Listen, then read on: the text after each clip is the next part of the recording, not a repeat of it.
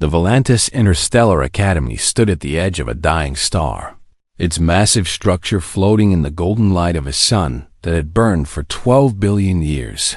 And within its ancient halls walked students from 37 different species who had come to learn the art of leadership, the science of survival, and the burden of command that came with serving the Galactic Concordat.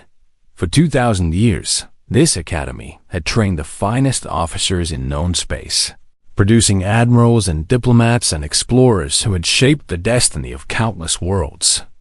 And its reputation was built not on comfort or kindness, but on a single promise that every graduate would be tested beyond their limits and forged into something stronger than they had ever imagined possible. The final examination was known simply as the Crucible, and even speaking its name in the corridors of the academy was enough to make senior cadets fall silent and younger students shiver with a fear they did not fully understand.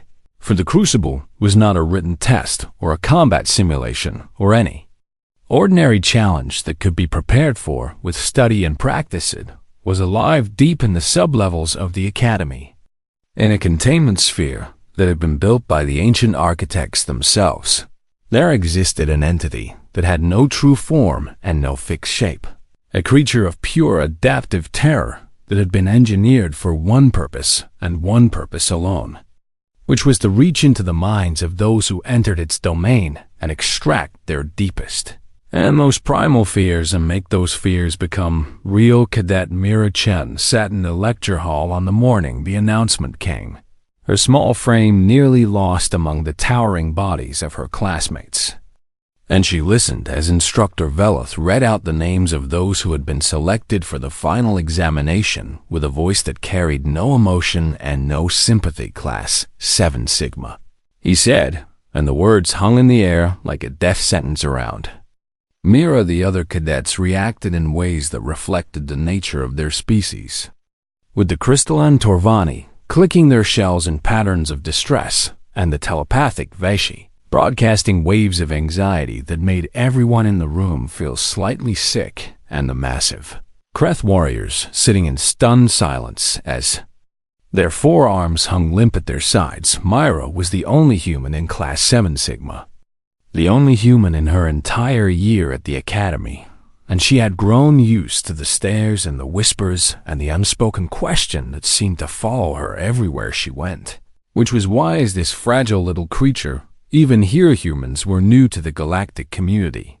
having only made first contact 3 generations ago, and they were not impressive by the standards of species who had been traveling between stars for millennia, for they were small and soft and short-lived and seemed to have no natural weapons or defenses or special abilities that would mark them as worthy of attention. The Torvani could survive in the vacuum of space, and the Veshi could read minds and communicate across vast distances, and the Kreth were warriors whose strength could bend metal and whose rage could shatter stone. But humans were just humans, fragile things from a small blue world who somehow refused to stay in their place. Myra and heard all the jokes and absorbed all the condescension and learned to smile politely when her classmates expressed amazement that she had survived another semester.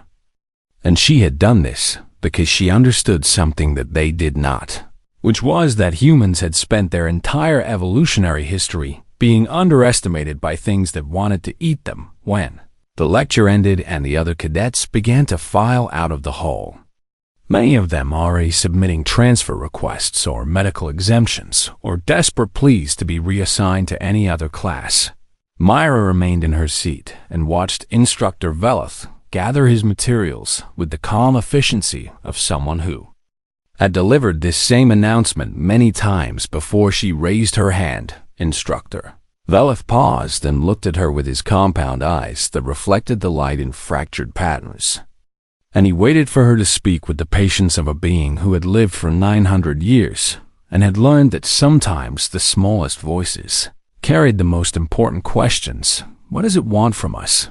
Myra asked. The silence that followed was so complete that Mira could hear the hum of the station's power systems and the distant rumble of ships docking in the lower bays. And she watched as something shifted in Instructor Veloth's ancient face. Something that might have been surprise or confusion, or perhaps even respecting 900 years.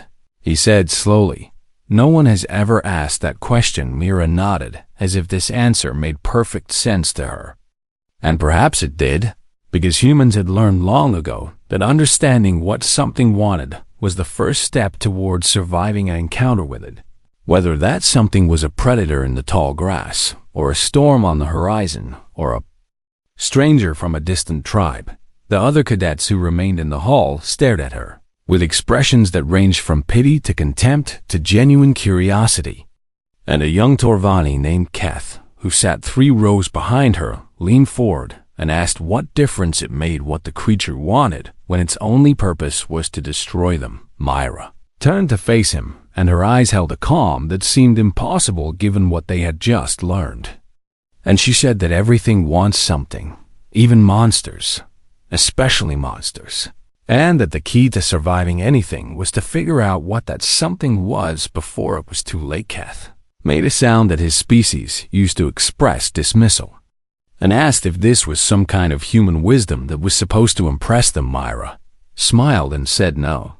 It was just something her grandmother used to say back on Earth when the nights got dark and the sounds outside the window became unfamiliar and frightening, and that her grandmother had lived to be 97 years old in a world full of things that should have killed her long before, that she stood and gathered her belongings and walked toward the exit, pausing only to look back at her classmates one more time. "See you in the Crucible," she said, and then she was gone, leaving behind a room full of beings who had suddenly realized that they understood humans even less than they had thought. The entrance to the Crucible was a doorway of black metal that seemed to absorb light rather than reflect it, and the 43 cadets of Class 7 Sigma stood before it in neat rows that betrayed nothing of the terror that churned beneath their carefully controlled expressions. Myra Chun stood in the back row, because that was where the smallest cadets were placed, and she watched as technicians in white uniforms moved among her classmates and attached neural monitors to their heads and wrists and chests, small devices that would track their vital signs and psychological states throughout the 6 hours they were expected to survive. 6 hours, the briefing officer had explained, was the standard duration for the Crucible examination, and cadets were graded not on whether they defeated the entity within, but on how long they maintained their composure and their ability to function as a unit under extreme psychological pressure.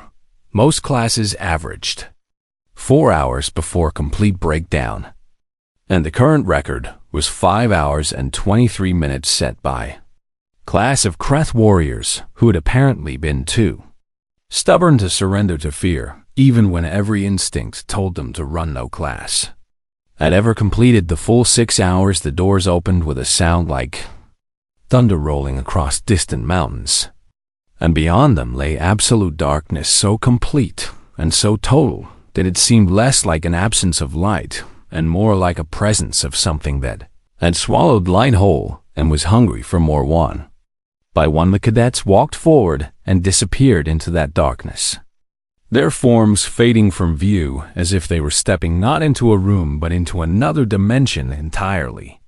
And Myra felt her heart beating faster as she watched her classmates vanish. When her turn came, she took a deep breath and stepped through the doorway, and the darkness closed around her like cold water flooding into her lungs. The containment sphere was 2 kilometers in diameter, which meant it was large enough to hold a small city, and its interior was filled with a bioreactive atmosphere that responded to the will of the entity that lived within. An atmosphere that could become solid or liquid or gas or something that had no name in any language that Mira knew. For a moment, there was silence, and Mira stood still and let her eyes adjust to the darkness, even though she knew that adjustment would never come, because this was not ordinary darkness, but something designed to be absolute and unbreakable. Then the screaming began. It started with the Kreth, those massive warriors who had boasted that their species knew no fear. and their screams were deep and terrible as shapes emerged from the darkness around them.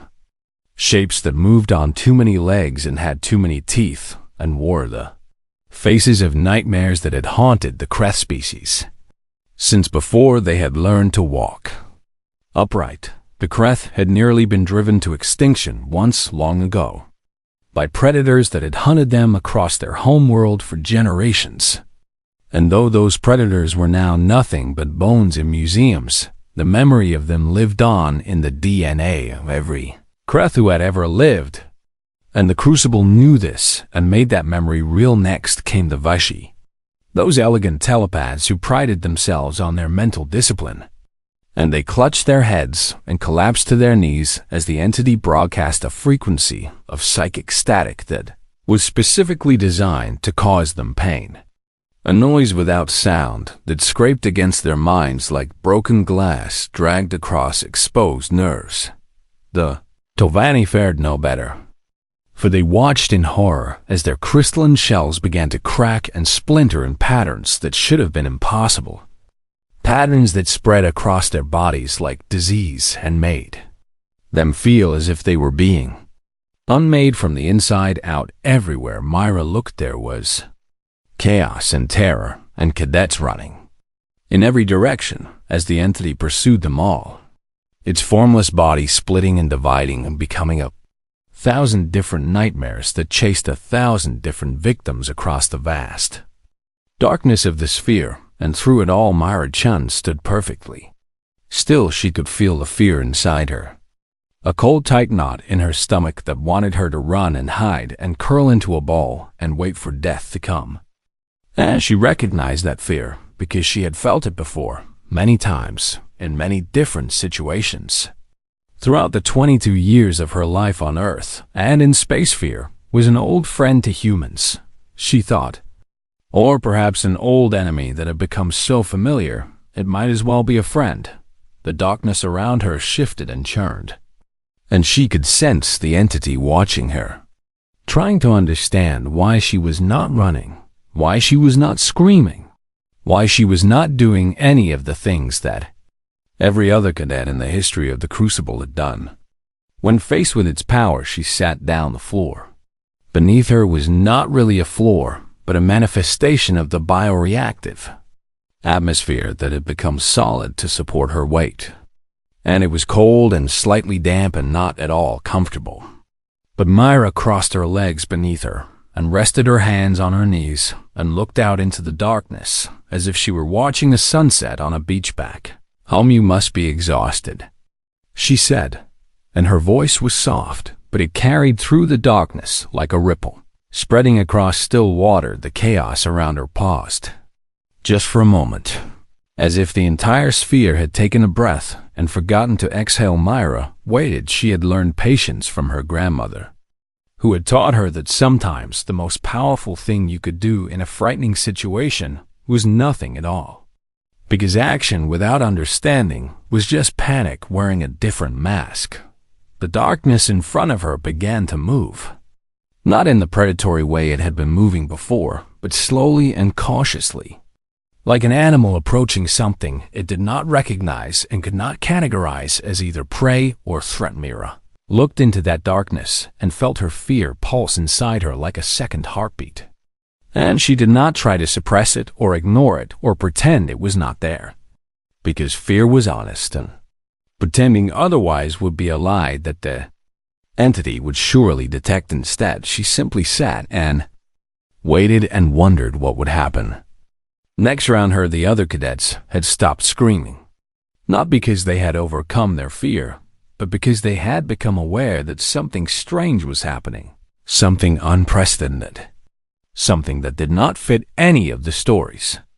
They had heard about the Crucible and its terrible examination. The human was not running. The human was sitting in the darkness and talking to the monster, and the monster, impossibly, was listening.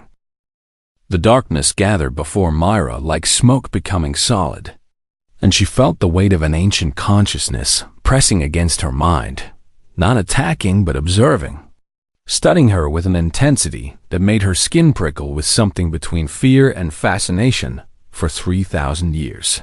The crucible had performed its function without question or hesitation, terrifying generation after generation of cadets and sorting them into categories of strong and weak, worthy and unworthy, ready and not ready for the burdens of command in a dangerous galaxy. In all that time, no one had ever sat down. No one had ever spoken to it as if it were something other than a weapon, or a test or a monster to be endured. No one had ever asked if it was tired. The entity could taste Myra's fear like a flavor on the air, rich and complex and uniquely human, a mixture of chemicals and emotions that it had not encountered before in quite this combination. For human fear was different from the fear of other species in ways that the entity found difficult to understand. Most species feared specific things, particular threats that evolution had taught them to avoid. But human fear was more flexible and more creative, capable of imagining dangers that did not exist and preparing for threats that had not yet emerged. And yet beneath that fear, woven through it like threads of gold in a tapestry of shadow, there were other things, other emotions that the entity had rarely encountered in this context: curiosity, empathy, recognition. You are afraid. The entity whispered directly into Myra's mind, its voice like wind through dead leaves and distant thunder, and the sound of something very large breathing in the dark.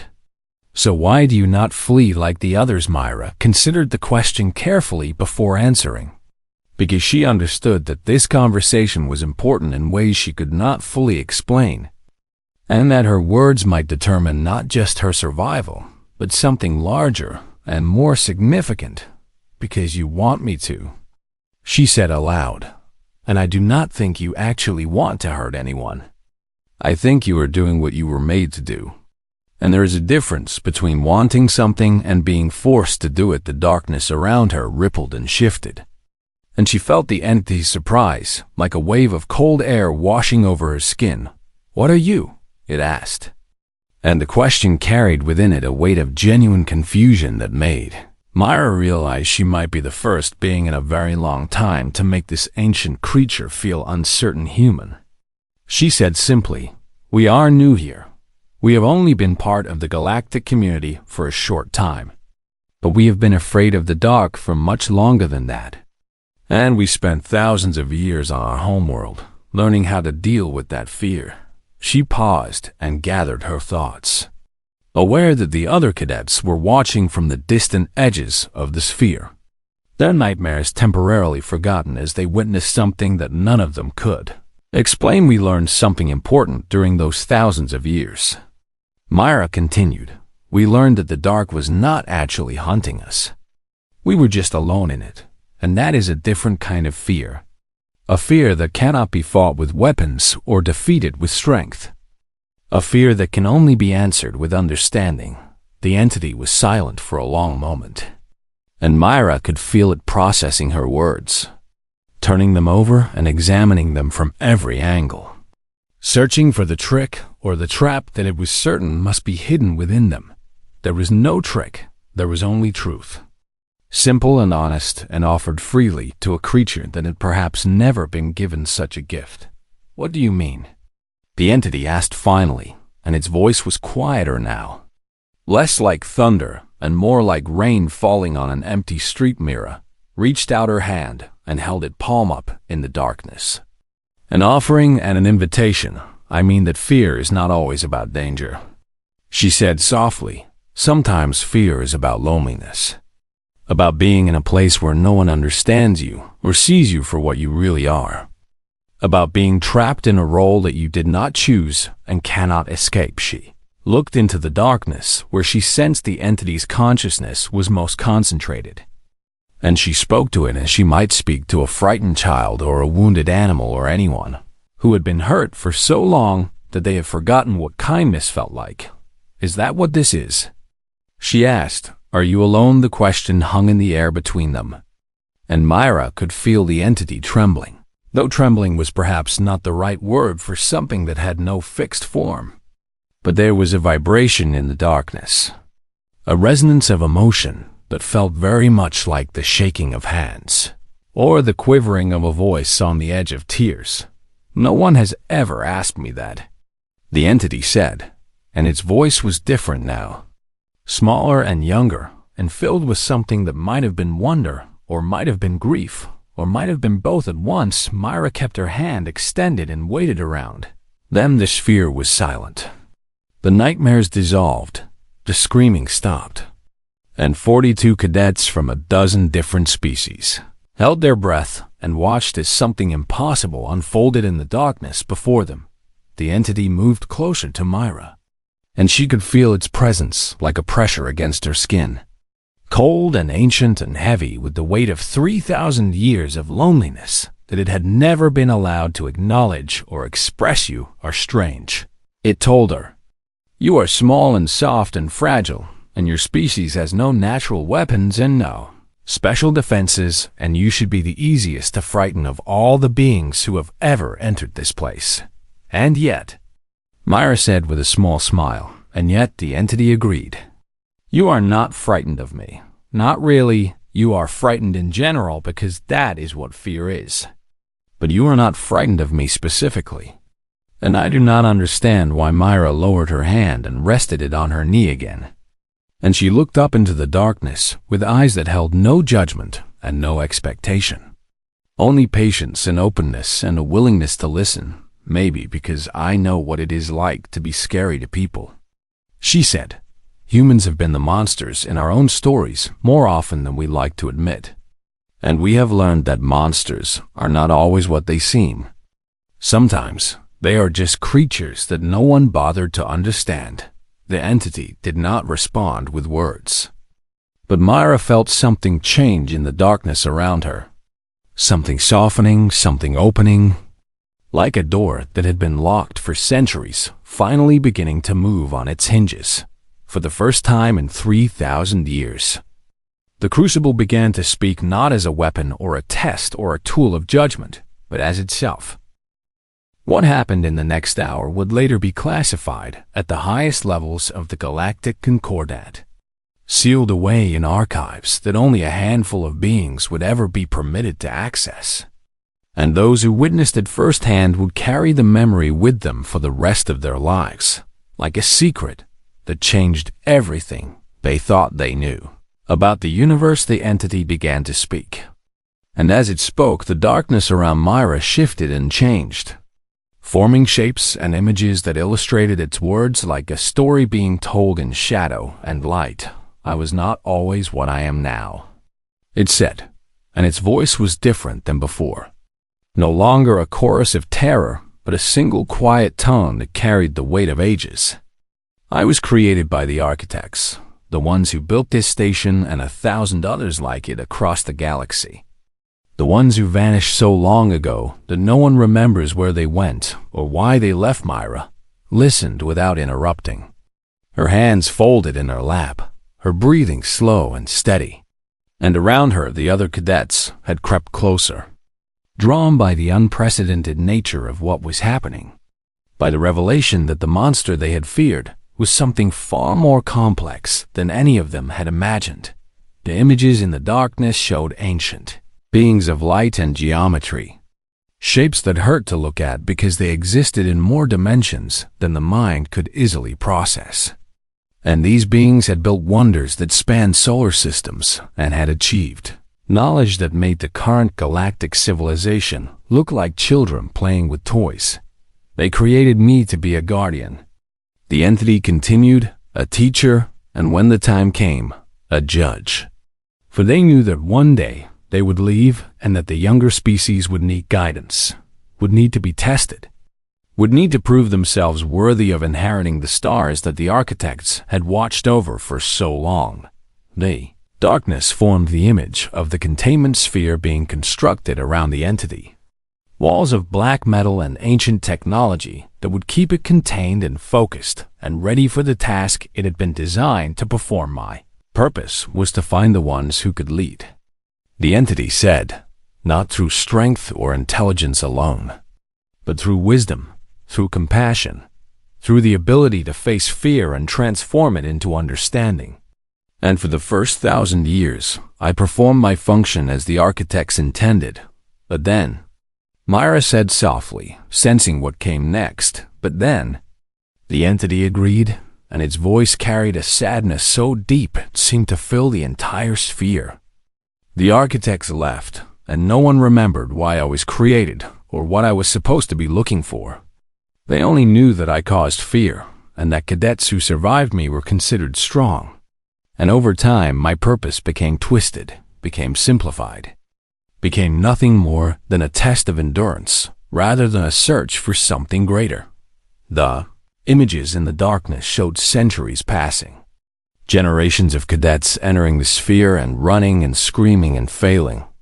And through it all the entity watching and waiting, hoping that someone would understand. That someone would see past the terror to the truth beneath. I forgot who I was. The entity admitted, and the words seemed to cost it something. Some piece of pride or identity that it had clung to through the long centuries. I became what they expected me to be, a monster in the dark. Because that was easier than remembering that I was supposed to be something more. Myra stood slowly and took a step toward the center of the darkness, where the entity's presence was strongest. And she could feel the other cadets holding their breath behind her, could sense their fear and confusion and dawning wonder. What were you supposed to be looking for? She asked. The darkness swirled and contracted, pulling inward from all corners of the sphere, until it had gathered into a single mass before her. A shape that was not quite solid and not quite smoke. Something between shadow and substance that seemed to pulse with an inner light that had been hidden for 3,000 years. I was looking for someone who would ask questions instead of running. The entity said, someone who would see me as more than a weapon. Someone who could face fear not by conquering it, but by understanding it. Someone who might be worthy of knowing the truth. It paused. And when it spoke again, its voice was barely a whisper. I was looking for you. The words hung in the darkness like stars being born, and Myra felt something inside her shift. Some understanding clicking into place that she had been reaching toward without knowing what she was reaching for. Not me specifically, she said, but someone like me, yes. The entity agreed. And the darkness around it began to glow with a soft light that seemed to come from everywhere and nowhere at once. I was looking for a species that could do what you have done, that could sit in the darkness with a monster and ask it what was wrong. Instead of asking how to survive it around her, the other cadets had formed a loose circle, their fear replaced by awe, their nightmares forgotten in the face of this revelation that had transformed their understanding of everything they thought they knew. Kreth warrior named Tolvak spoke first. His deep voice rough with emotion. What does this mean? He asked. What happens now? The entity's form shifted and changed. The darkness becoming softer, less threatening, more like shadow cast by firelight than the absolute black of the voided, means that I have finally found what I was looking for. The entity said, and it means that I am no longer willing to be just a test. No longer willing to cause fear without purpose. No longer willing to be a monster because that is what everyone expects me to be. Moved closer to Myra. And she stood her ground even as the cold presence washed over her. You asked me what I want. It said, and no one has asked me that in 3,000 years. So I will tell you the truth. Myra waited. I want to stop being afraid of what I am, the entity said. And the words carried a vulnerability that made the ancient creature seem almost childlike. I want to be something other than terror. I want to have a name and a purpose, and a reason to exist beyond the screaming of those who are forced to face me. Myra reached out her hand and pressed her palm against the surface of the darkness. And it was cold, so cold. But beneath the cold she could feel something else, something alive. Something that had been waiting 3,000 years for someone to reach out to. I know that feeling, she said, and her voice was gentle. Humans have been afraid of ourselves for a very long time. Afraid of what we are capable of. Afraid of the darkness inside us. And we have learned that the only way forward is to face that fear and accept it. and try to be something better anyway, entity pressed against her palm. And for a moment, they were connected, human and ancient consciousness. Two beings who understood what it meant to be feared and what it meant to fear yourself. You are strange. The entity said again, but this time the words sounded like a compliment, like a recognition of something valuable and rare. So are you, Mira replied, and she smiled. And in that smile was 3,000 years of loneliness finally coming to an end. The doors of the containment sphere burst open 3 hours before the scheduled end of the examination. And Instructor Veleth led a team of senior analysts and security officers into the darkness with weapons drawn and medical teams standing ready. For the neuromonitors had shown readings that made no sense, and the observers had witnessed things through the external sensors that should not have been possible. They expected chaos. They expected casualties. They expected to find cadets broken and scattered across the sphere, their minds shattered by 6 hours of relentless psychological assault. What they found instead was 43 cadets sitting in a loose circle around a small human woman who was having a conversation with the most feared entity in the galaxy, as if they were old friends sharing stories over a warm fire instructor. Veleth stopped so suddenly that the officers behind him nearly collided with his ancient form, and his compound eyes reflected the soft glow that now emanated from the darkness where the crucible had gathered itself into a shape that was almost gentle, almost friendly, almost like something that had never caused a single being to scream in terror. "What is happening here?" he demanded. And his voice carried the authority of 900 years of service and the confusion of a being confronted with something entirely outside his experience. Myra-chan stood and brushed off her uniform, a simple gesture that seemed absurdly casual given the circumstances.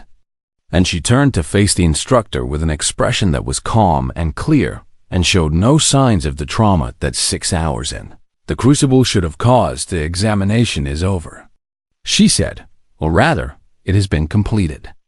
Though not in the way you expected. Behind her the entity stirred, its form shifting and flowing like ink in water. And when it spoke, its voice filled the sphere and echoed through the minds of everyone present with a clarity that made even the most disciplined officers flinch. "This one," the entity declared, pointing at Mira with a tendril of shadow that somehow managed to convey respect and affection. "This species, they do not see monsters, they see mirrors. They do not conquer fear, they befriend it. And I have decided that they are what I have been searching for since the architects left me alone in this place 3,000 years ago." Instructor Veleth turned to the senior analysts, his expression demanding an explanation that none of them could provide. For the entity had never spoken to anyone outside the examination before, had never expressed preferences or opinions, had never done anything except cause fear and evaluate the results. "The human," one of the analysts stammered. "She talked to it. She did more than talk." The Kreth warrior Tolvac said, rising to his feet with a grace that belied his massive size. "She listened to it. She treated it like a person instead of a weapon. And it told us things that your records have clearly forgotten. Things about why it was created and what it was supposed to be doing all along." The story emerged in fragments as the cadets spoke over each other, eager to share what they had witnessed. And Instructor Veleth listened with growing disbelief as he learned that the entity his academy had used as a psychological torture device for millennia was actually a guardian created by the architects to find leaders worthy of inheriting the galaxy, and it chose the human. The Vaishi delegate said, her telepathic voice carrying undertones of wonder. "Of all the species that have passed through this place in 3,000 years, it chose the human because she asked it a question that no one else thought to ask." Myra shrugged in that distinctly human way that seemed to convey both humility and confidence at the same time. It is not complicated. She said, humans evolved on a death world where everything wanted to kill us. The weather, the animals, the diseases, even each other sometimes. And we learned early that fear is not the enemy, loneliness is. So we made friends with wolves and rode horses into battle and told stories about the monsters under our beds until they did not seem so scary anymore. She glanced back at the entity, which had begun to follow her like a shadow. Literally, this one just needed someone to talk to, she continued. I do not think it has been very happy being nothing but a test for all these years, and honestly, I cannot blame it. That sounds like a terrible way to spend 3,000 years. The entity made a sound that might have been laughter, a strange rippling noise that sent shivers down the spines of everyone who heard it. But the shivers were not entirely unpleasant. More like the feeling of being surprised by something unexpected and wonderful. She gave me a name, the entity announced. And the words carried a weight of emotion that made several of the analysts take unconscious steps backward. I have not had a name since the architects left. But she said that everything deserves a name, even monsters, especially monsters. And she called me Umbra. Instructor Veloth repeated the word, his voice uncertain it is a human word. Myra explained, it means shadow. The entity, Umbra, swirled around her like a cloak of living darkness, protective and affectionate in a way that should have been terrifying but somehow was not, and shadows, Umbra said, are only proof that somewhere nearby there is light. She taught me that. She taught me that I do not have to be what others expect me to be, that I can choose to be something else, something better, something worthy of the purpose the architects originally gave me. The Galactic Concordat would spend decades analyzing what became known as the Chun incident, running simulations and psychological models and cross-species comparisons, trying to understand how a single human had accomplished in 6 hours what 3,000 years of galactic civilization had failed to do. None of their analyses could fully explain it. The official reports use terms like unprecedented, psychological flexibility, and unique, adaptive empathy, and novel fear response patterns. But the cadets who had been there knew that the truth was simpler than any scientific paper could capture. Myra Chun had looked into the darkness and seen not a monster, but a lonely creature that had forgotten how to be anything else. And she had offered it something that no one else had thought to offer in 3,000 years. She had offered it kindness. The crucible was eventually decommissioned as an examination tool, its containment sphere converted into a research facility where Umbra could share the knowledge the architects had left behind. And beings from across the galaxy traveled to the Volantis Academy to speak with the ancient consciousness and learn from its wisdom. But Umbra never strayed far from Mira Chunnet had chosen her. Or perhaps she had chosen it. Or perhaps they had chosen each other in that moment when a small human woman sat down in absolute darkness and asked a monster if it was tired. Years later, when Myra had become Admiral Chun and commanded a fleet that protected the borders of Concordat space, she would sometimes stand on the bridge of her flagship and feel the familiar presence of Shadow at her side. And she would smile because she knew that she was never truly alone. The darkness was not hunting her, it was her friend, and that, more than any weapon or strategy or technological advantage, was what made humans dangerous, what made them valuable, what made them exactly the kind of species that an ancient guardian had spent 3,000 years waiting to find. They did not destroy their monsters, they befriended them, and in doing so, they became something that the galaxy had never seen before. Something that even the architects in all their wisdom might not have predicted. Something small and soft and fragile and absolutely, terrifyingly human.